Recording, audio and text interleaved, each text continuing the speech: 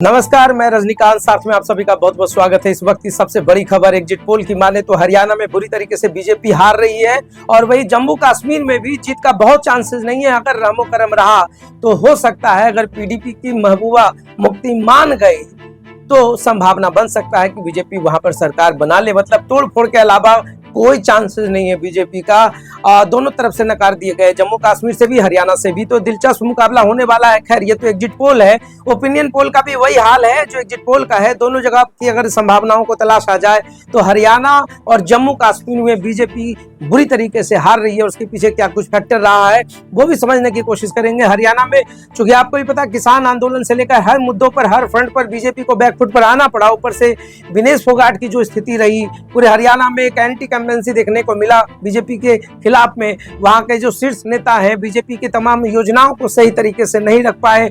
BJP पूरी तरीके से यहाँ पर फोकस नहीं कर पाई, नाकाम रही है, जिसका खामियाजा इस बार के चुनाव में, विधानसभा के चुनाव में बीजेपी को भुगतना पड़ रहा है। और जो अगर एग्जिट सर्वे की माने तो जम्मू कश्मीर में भी बहुत स्थिति अच्छी नहीं है। जिस 370 के बूते बीजेपी बड़ी बड़ी बातों को दोहरा रही थी चुनाव के समय में और कह रही थी, बड़े दावे किए जा रहे थे कि 370 हटाने के बाद जो है वहां की स्थितियां बीजेपी के पक्ष में, ऐसा कुछ नहीं दिख रहा है।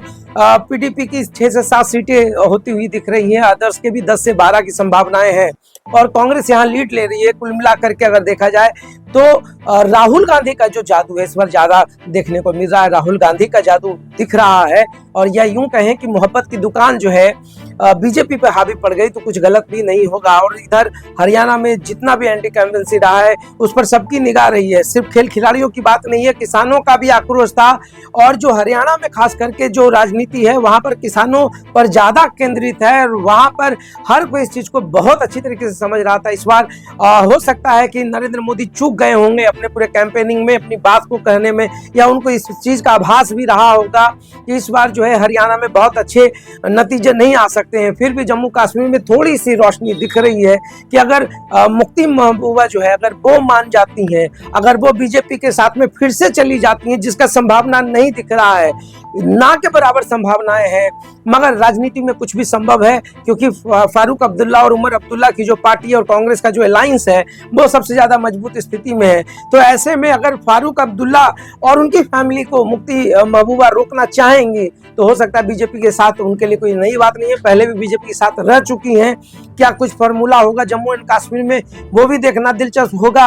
मगर जिस स्थिति से इस बार बीजेपी को हार का सामना करना पड़ा है, इस पर बहुत बड़े चिंतन की जरूरत है। और पूरे देश भर में जो माहौल है अभी, अगर हरियाणा को छोड़ करके जम्मू कश्मीर की बात करें तो चुनाव से पहले जो लोगों से बात हुई थी, लोगों ने खुलकर कहा था कि मुझे बीजेपी किसी भी हाल में जम्मू एंड कश्मीर में स्वीकार नहीं है।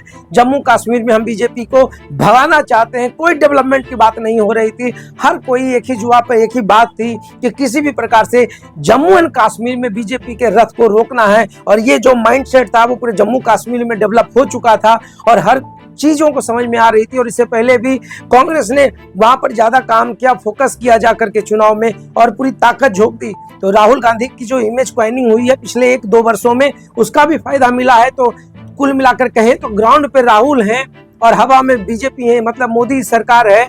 मोदी इस बार हवा हवाई हो गई है, उनकी जो पूरी सरकार है। होगा तो देखते रहिए। साथ बहुत बहुत धन्यवाद।